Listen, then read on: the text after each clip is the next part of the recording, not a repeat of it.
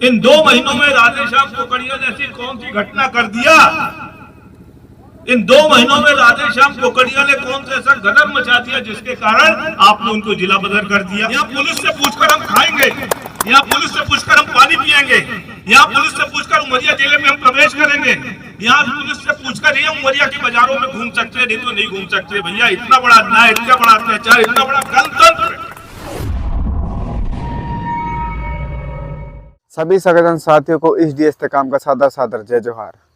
साथियों, आज के इस वीडियो में हम राज्यसभा सदस्य रह चुके और गोंडवाना गणतंत्र पार्टी के राष्ट्रीय स्तर के वरिष्ठ नेता अजय प्रताप सिंह जी को सुने, जो कि सीधी विधानसभा से अभी हाल ही में जो मध्य प्रदेश के विधानसभा चुनाव हुए थे उसमें उन्होंने लड़ा था और जीतते बस रह गए।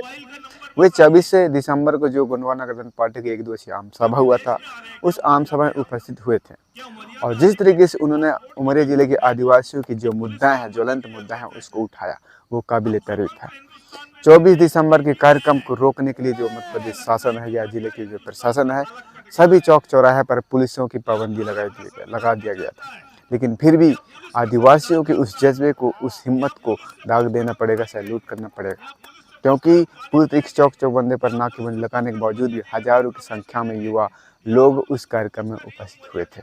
और अजय प्रताप जी ने भी इस चीज़ को जिक्र किया है। साथ ही जिस तरीके से सीधी विधानसभा क्षेत्र से जिस तरीके से उन्होंने चुनाव हारा और जो ईवीएम के जिस तरीके से उन्होंने काफ़ी घोटालेबाजी सामने आया, उसका भी उन्होंने जिक्र किया है। आदिवासियों के ज्वलंत मुद्दाओं को भी उठाया है और साफ तौर पर उन्होंने सीधा प्रशासन को टिप्पणी किया कि आपकी इस तरीके का रवैया नहीं चलेगा, और खुले तौर पर उन्होंने राधेश्याम कोकड़िया के उस विचारधारा का समर्थन किया और उसके साथ खड़ा रहने के लिए उन्होंने अपनी आवाज़ को बुलंद किया है। तो साथियों, आज के इस वीडियो में हम जो राज्यसभा सदस्य रह चुके हैं गोंडवाना गणतंत्र पार्टी के राष्ट्रीय स्तर के वरिष्ठ नेता अजय प्रताप सिंह जी को इसी वीडियो में चलिए सुनते हैं। कौन है आप? गाड़ी का नंबर बताइए, मोबाइल का नंबर बताइए। कोई विदेश में आ रहे हैं क्या उमरिया में? हम क्या उमरिया में आने के लिए किसी पासपोर्ट की जरूरत है कि पुलिस की अनुमति की जरूरत है? हम स्वतंत्र हिंदुस्तान में जी रहे हैं कि नहीं जी रहे हैं? मुझे लगता है कि उमरिया हिंदुस्तान से अलग कट गया है। यहाँ भारत का संविधान नहीं चलता है, यहाँ पुलिस का संविधान चलता है। यहाँ पुलिस से पूछकर हम खाएंगे, यहाँ पुलिस से पूछकर हम पानी पिएंगे, यहाँ पुलिस से पूछकर उमरिया जिले में हम प्रवेश करेंगे, यहाँ पुलिस से पूछकर ही हम उमरिया के बाजारों में घूम सकते हैं, नहीं तो नहीं घूम सकते। भैया इतना बड़ा अन्याय, इतना बड़ा अत्याचार, इतना बड़ा गणतंत्र। कहते हैं हिंदुस्तान गणतंत्र है, लेकिन शेष हिंदुस्तान गणतंत्र होगा, उमरिया में गणतंत्र चल रहा है, गणतंत्र बंदूक का राज चल रहा है। इसलिए मैं समझ सकता हूं कि कितनी कठिनाइयों से आप सब लोग यहाँ पर इस सभा में उपस्थित हुए हैं। जिनके कलेजे में दम है, जिनके जिगरे में दम है, वही बहादुर शेर बच्चे आज यहाँ पर इस सभा में उपस्थित है। इसलिए मैं दोनों हाथ जोड़कर आप सभी को सेवा जोहार करता हूँ, नमन करता हूँ, प्रणाम करता हूँ और आपकी इस हिम्मत की दाद देता हूँ। साथियों, ये जो सभा हम लोगों ने यहाँ पर आयोजित किया है, ये सिर्फ गणतंत्र के खिलाफ किया है, पुलिस के अत्याचार के विरुद्ध किया है, मध्य प्रदेश सरकार के अन्याय के विरुद्ध किया है, मध्य प्रदेश सरकार की जो नीतियां हैं, मध्य प्रदेश सरकार के जो कार्यक्रम है, मध्य प्रदेश सरकार द्वारा जो आदिवासियों का शोषण किया जा रहा है, गरीबों के हकों को जो मारा जा रहा है, उसके खिलाफ आवाज बुलंद करने के लिए हमने इस सभा का आयोजन किया। आवाज बुलंद करने के लिए अभी पिछले वर्ष ही घटना हुई थी, हमारे बहादुर साथी राधेश्याम कोकड़िया, उन्होंने इसी अत्याचार अन्याय के खिलाफ आवाज उठाई थी। उनको इसी पुलिस ने बूटों से रौंदा, इसी पुलिस ने उनको जेल में बंद कर दिया। कानून की लड़ाई लड़कर जेल से बाहर आए, 2 महीना नहीं बीता और 2 महीने के अंदर ही उनके ऊपर राष्ट्रपति का केस लादकर उनको फिर से जिला से बदर कर दिया है, जिला से बाहर कर दिया है। कितना बड़ा अन्याय है। बिल्कुल भाई ठीक है, पिछले साल जो घटना हुई तो हुई, लेकिन अभी इन 2 महीनों में राधेश्याम कोकड़िया ने कौन सा अपराध कर दिया? इन 2 महीनों में राधेश्याम कोकड़िया ने ऐसी कौन सी घटना कर दिया? इन 2 महीनों में राधेश्याम कोकड़िया ने कौन सा ऐसा गदर मचा दिया जिसके कारण आपने उनको जिला बदर कर दिया? मैं पुलिस प्रशासन को, उमरिया जिले के प्रशासन को चेतावनी देना चाहता हूं कि संविधान का राज है, किसी के बाप का राज नहीं है।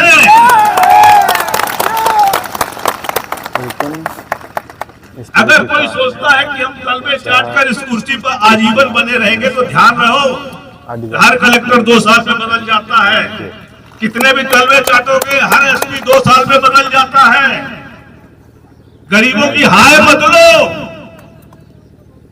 क्योंकि यहाँ पर मध्य प्रदेश सरकार की मोहन सरकार या मोदी सरकार देखे या ना देखे, लेकिन ऊपर की सरकार देख रही है, भगवान का राज देख रहा है, बड़ा देव देख रहा है। बर्बाद हो जाओगे, बर्बाद हो जाओगे। हर एक बात, इसलिए गरीबों की हाय मत लो। हम उनके, अरे भाई, तुमको यहाँ पर कलेक्टरशिप करने का अवसर मिला है, एसपीशिप करने का अवसर मिला है, इन गरीबों के आंसू पोंछो, इन गरीबों के दुख दर्द दूर करो, इन गरीबों के साथ अत्याचार हो रहा है, अत्याचार करने वालों के विरुद्ध खड़े हो, इन गरीबों का जो हक मारने वाले, उन हक मारने वालों के विरुद्ध कार्रवाई करो। इनका आशीर्वाद मिलेगा, इनका आशीर्वाद मिलेगा तो जीवन में और ऊंचाइयों पे चढ़ोगे, जिंदगी भर याद रखेंगे। ये अडानी अंबानी नहीं है कि सरकार के साथ ही बदल जाए। ये गरीब आदमी है, ये जनजाति का आदमी है, ये हरिजन आदमी है, ये पिछड़े वर्ग का साथी है, ये मध्यम आय वर्ग का व्यक्ति है। ये जिसके साथ खड़ा होता है तो जिंदगी भर खड़ा होता है। और एक बार अगर कोई कलेक्टर इनको जच गया, एक बार अगर कोई एसपी इनको जच गया तो पूरी जिंदगी भर उसका गुण गाते हैं, पूरी जिंदगी भर उसका गुण गाते हैं। इसलिए अत्याचार मत करो, अन्याय मत करो। और ये जो तलवे जिनके चाट कर आप सोचते हो कि आप बहुत बलशाली बन गए हो, ये भी जो है मतलब के यार हैं। आप कलेक्टर की कुर्सी में बैठे हो तो आपको कलेक्टर साहब कहेंगे, आप एसपी की कुर्सी में बैठे हो तो एसपी साहब कहेंगे। और जैसे ही आप यहाँ से रवाना हो जाओगे, जैसे ही आपका ट्रांसफर हो गया तो भोपाल में मिलेंगे तो आपसे नजरें नहीं मिलाएंगे, नजरें नहीं मिलाएंगे। मैंने बड़े बड़े कलेक्टरों को देखा है, बड़े बड़े एसपी को देखा है कि जब कलेक्टरशिप और एसपीशिप से हट जाते हैं तो भोपाल और दिल्ली में केवल फाइलें ढोने का काम करते हैं, केवल फाइलें ढोने का काम करते, चपरासी नहीं सुनता है।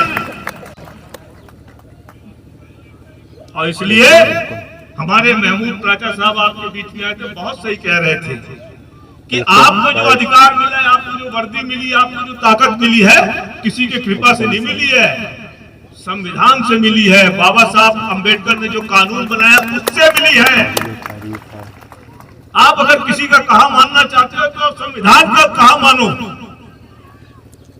संविधान से मार्गदर्शन लेकर जो आपके अधिकार है, जो आपकी ताकत है, उसको उपयोग करें, गरीबों के हित में उपयोग करो। साथियों, प्राचा साहब ने आपके सामने ईवीएम का उदाहरण दिया कि किस तरीके से इस चुनाव पे डाका डाला जाता है, आपके वोट पर डाका डाला जाता है। हरियाणा चुनाव के बाद तो पूरे देश में चर्चा हुई, लेकिन मैं खुद भुक्तभोगी हूँ। मुझे कुलेश्वर भैया ने सीधी लोकसभा से चुनाव लड़ाया था, और सीधी लोकसभा में जब मतगणना हुई तो वहाँ पे 2 तरीके की ईवीएम मशीनें थी। एक मशीन ऐसी थी जो 99% मतगणना के समय चार्ज थी, और एक मशीन ऐसी थी कि जो लगभग 62-63% मतगणना के समय चार्ज थी। जिन जिन पोलिंगों की मशीनें 62 से 63% चार्ज थी, उनमें 90% मतदान केंद्रों में भारतीय जनता पार्टी चुनाव हार गई। और जिन मतदान केंद्रों में 90% से ऊपर 99% तक अगर चार्ज थी, उन सब में भारतीय जनता पार्टी को एक तरफा वोट मिले। लोगों ने पूछा कैसे हो सकता है? 19 अप्रैल को वोट पड़ा, 2 जून को गिनना हो रही है, कोई मशीन 99% कैसे चार्ज रह सकती है? साधारण रूप से आप मोबाइल भी रख दो तो मोबाइल भी डिस्चार्ज हो जाता है। भैया, ये तो ईवीएम मशीन है। ये आपके वोटों में डाका डालकर सरकार बनाते हैं। इनको आपका जनमत, आपका आशीर्वाद नहीं प्राप्त है। लेकिन इसके विरुद्ध हमको लड़ाई लड़नी पड़ेगी। उन्होंने ठीक प्राचा साहब ने कहा है कि हमको ईवीएम मशीन के विरुद्ध लड़ाई लड़कर बैलेट पे आना पड़ेगा। बैलेट पेपर से जब तक चुनाव नहीं होगा तब तक इस देश की जनता को वास्तविक अधिकार प्राप्त नहीं होगा। और आपके वोटों पे डाका डालकर ये जो सरकार बनाते हैं, उस सरकार के माध्यम से आप ही अत्याचार करते हैं, आपका ही शोषण करते हैं। और आज सबसे ज्यादा शोषण कहां पर है? सबसे ज्यादा शोषण जो है आदिवासी क्षेत्रों में है। कहीं पर टाइगर रिजर्व के नाम पर आदिवासी गांवों को उजाड़ा जा रहा है, कभी माइनिंग के नाम पर आदिवासी गांवों को उजाड़ा जा रहा है। जो ट्राइबल सब प्लान का पैसा है, उस सब प्लान का पैसा आपके नाम पर भोपाल में खर्चा होता है, इंदौर में खर्चा होता है। जो डिस्ट्रिक्ट मिनरल फंड है उसका पैसा आपकी जमीन से पैदा होता है, लेकिन उसका भी खर्चा भोपाल में, इंदौर में, जबलपुर में होता है। और कानून बना हुआ है तो पैसा आप पर खर्चा होना चाहिए। जब से मध्य प्रदेश में भारतीय जनता पार्टी की सरकार आई है 2003 के चुनाव के बाद से, जो मध्य प्रदेश शासन की जमीनें थी, जो किसी कारण से लोग बाग पट्टा नहीं करा पाए, लेकिन वर्षों से काफी जो कास्ट है उन जमीनों पर पहले आपका कब्जा लिखा जाता था। लेकिन भारतीय जनता पार्टी की सरकार आने के बाद से आपका कब्जा उन जमीनों पर नहीं लिखा जाता है। आपको कोई अधिकार नहीं है कि आप उन जमीनों को पट्टा बनाने के लिए न्यायालय की शरण ले सको। इस तरीके से आपके अधिकार पर डाका डाल रहे हैं। सही है। हम गोंडवाना गठबंधन पार्टी ने तय किया है कि हम जमीन की इस लड़ाई को, आपकी इस लड़ाई को आपके सहयोग से, आपके कंधे पे ये वजन डालकर, आपको साथ में लेकर पूरे मध्य प्रदेश में लड़ाई लड़ेंगे। और ऐसे जो भी काबिज कास्ट हमारे किसान हैं उन सबको पट्टा दिलाएंगे, उन सबका कब्जा लिखवाएंगे। बिल्कुल बड़ी बड़ी बातें करते हैं किसानों की। हम किसानों को किसान सम्मान निधि दे रहे हैं, लेकिन किसान सम्मान निधि की जो योजना आई उसमें 2000 रुपये आपको दे रहे हैं और 2000 के विरुद्ध है। जब से यह योजना लागू हुई है, आज की स्थिति क्या है? आज की स्थिति यह है कि उस दिन से लेकर आज तक आपकी खाद की कीमत 2 गुनी हो गई, ट्रैक्टर की जुताई की कीमत 2 गुनी हो गई, पानी की कीमत 2 गुनी हो गई, बिजली की कीमत 2 गुनी हो गई। लेकिन आज से 4 साल 5 साल पहले आपको भी 2000 मिलता था और आज भी 2000 मिल रहा है। ये खेती को मजबूत कर रहे हैं, खेती को मजबूत कर रहे हैं। प्रधानमंत्री ने दावा किया था किसानों की आय 2 गुनी कर देंगे। कोई किसान बताए किसी की आय अगर 2 गुनी हो गई हो? किसी की आय 2 गुनी नहीं हुई, बल्कि खेती पर खर्चा बढ़ गया और जो भी कमाई थी किसानों की कमाई घट गई। प्रधानमंत्री ने कहा था हर घर नल से जल। बताओ किसके गांव में नल से जल आ रहा है? किसके घर में टोटी खोल दो तो पानी आ रहा है? इस योजना के माध्यम से करोड़ों अरबों की लूट हो रही है। गुजरात के बड़े बड़े व्यापारियों को लाभ पहुंचाया जा रहा है। ये सारी पाइपें गुजरात से आ रही हैं। यहाँ पर जो बड़े बड़े ठेकेदार हैं इस काम को करने के लिए सब गुजराती भाई हैं। पूरे मध्य प्रदेश में, पूरे उत्तर प्रदेश में सब जगह गुजरात छाया हुआ है। और इसी के माध्यम से इसीलिए हम लोग कहते हैं कि सरकार जो है जनता की सरकार नहीं है, हिंदुस्तान की सरकार नहीं है। ये सरकार अडानी और अंबानी की सरकार है, ये पूंजीपतियों की सरकार है, ये सत्ता के दलालों की सरकार है। और इस सरकार के विरुद्ध अगर कोई लड़ाई लड़ेगा तो गोंडवाना गठबंधन पार्टी लड़ेगी। हम मध्य प्रदेश में तीसरी पार्टी है। हमसे पहले जिम्मेवारी कांग्रेस पार्टी की इस लड़ाई को लड़ने की, लेकिन कांग्रेस पार्टी के भी हालात बहुत बुरे हैं। कांग्रेस के नेता आधे से ज्यादा तो भारतीय जनता पार्टी से मिले हुए। देश में उन्होंने 60 साल 70 साल राज किया है, उन्होंने भी खूब काला पीला किया है। तो जो काला पीला पैसा है उसको बचाने के लिए वो सब भारतीय जनता पार्टी के पांव पकड़े हुए, भारतीय जनता पार्टी से मिले हुए। और कांग्रेस और भारतीय जनता पार्टी आज एक ही सिक्के के 2 पहलू हो गए हैं, एक ही थैली के चट्टे बट्टे हैं। दोनों कोई न तुम हमारी बोलो न तुम हमारी बोलो, दोनों मिले जुले हुए हैं। और इसलिए आज मध्य प्रदेश में ये बीड़ा किसी ने उठाया है तो गोंडवाना गठबंधन पार्टी ने उठाया है। गोंडवाना गठबंधन पार्टी गरीबों की आवाज बुलंद करेगी, गोंडवाना गठबंधन पार्टी गरीबों के लिए संघर्ष करेगी, गोंडवाना गठबंधन पार्टी गरीबों के साथ कंधे से कंधा मिलाकर चलेगी, गोंडवाना गठबंधन पार्टी इस गरीबों के भाग्य का फैसला करेगी। गोंडवाना गठबंधन पार्टी गरीबों को साथ में लेकर इस मध्य प्रदेश में एक नई राजनीतिक इबारत लिखेगी, नया राजनीतिक इतिहास लिखेगी। और इसके लिए आवश्यकता है आपके सहयोग के लिए। भ्रष्टाचार किस तरीके से आज मध्य प्रदेश में हो रहा है? अभी मध्य प्रदेश में आप लोगों ने समाचार पढ़ा होगा कि भोपाल में एक गाड़ी में 52 किलो सोना पकड़ा गया है। अब 52 किलो सोना के साथ साथ 56 करोड़ रुपया नगद। आप अंदाजा लगा सकते हो किस तरीके से भ्रष्टाचार हो रहा है। जो नाम आ रहा है वो आरटीओ डिपार्टमेंट के कांस्टेबल का आ रहा है, उसमें केवल एक कांस्टेबल नहीं है, उसमें मध्य प्रदेश के बड़े बड़े मंत्री शामिल हैं, मध्य प्रदेश के मुख्यमंत्री शामिल हैं, मध्य प्रदेश के बड़े बड़े अधिकारी शामिल हैं, मध्य प्रदेश का ट्रांसपोर्ट कमिश्नर शामिल है। पूरा आरटीओ डिपार्टमेंट का जो सेटअप है वो सेटअप शामिल है। और इसी से एक विभाग की बात कर रहा हूँ, इस तरीके से हर विभाग में भ्रष्टाचार भ्रष्टाचार भ्रष्टाचार भ्रष्टाचार हो रहा है। आखिर इसके विरुद्ध कौन आवाज उठाएगा? इसके विरुद्ध आवाज उठाएंगे गोंडवाना गणतंत्र पार्टी के कार्यकर्ता, गोंडवाना गणतंत्र पार्टी के समर्थक। और दादा हीरा सिंह मरकाम ने हमको एक मंत्र दिया था, उस मंत्र को हमको दिल में बैठाना पड़ेगा, उस मंत्र के मार्गदर्शन में हमको आगे चलना पड़ेगा, तो ही हम गरीबों की लड़ाई लड़ सकेंगे। और मैं उस मंत्र को आप सबको यहाँ पर दोहराना चाहूंगा। मैं कहूंगा कि लड़ेंगे, आपको जवाब आना चाहिए, जीतेंगे। मैं कहूंगा लड़ेंगे, आप क्या बोलेंगे? जीतेंगे, लड़ेंगे, लड़ेंगे, लड़ेंगे, लड़ेंगे। जब तक ये मानसिकता हमारी नहीं रहेगी तब तक इस जंग में हम जीत नहीं हासिल कर सकते। तो आपने जिस बुलंदी से आवाज बुलंद की है, मुझे विश्वास हो चुका है कि अगली बार मध्य प्रदेश में किसकी सरकार होगी? गोंडवाना की, किसकी सरकार होगी? गोंडवाना की, राज करेगा, गोंडवाना, राज करेगा, गोंडवाना, राज करेगा, गोंडवाना, बना के रहेंगे, गोंडवाना, बना के रहेंगे। गोंडवाना। बहुत बहुत धन्यवाद।